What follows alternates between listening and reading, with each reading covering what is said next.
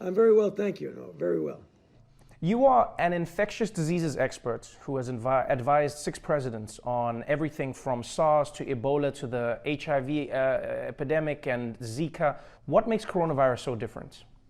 Well, it's different because, when people used to ask me over the years, what is it that I most worry about with regard to emerging infectious diseases, is a respiratory-borne illness that easily spreads from person to person, but that has a high degree of morbidity and mortality. And unfortunately, that's the worst nightmare you could have, is to have something like that. I mean, there are other diseases. Ebola was frightening, but Ebola gets transmitted only when you're in very close contact with a person who is very, very ill. With this disease, in some respects similar to influenza, but in some respects very different, it spreads very easily. You can even spread it when you're not symptomatic. So it's insidious and treacherous in that you could spread it easily.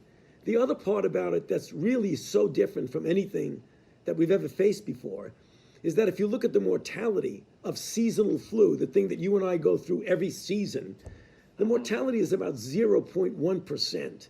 That's a lot. And we get used to that morbidity and mortality. But the mortality of this is about 10 times that. It's at least 1%. So it's a disease that not only is easily spread, but it can be devastating, particularly for a certain subset of the population. Demographically different. The elderly, those with underlying conditions, heart disease, lung disease, diabetes. It can be very serious for them with a high degree of mortality.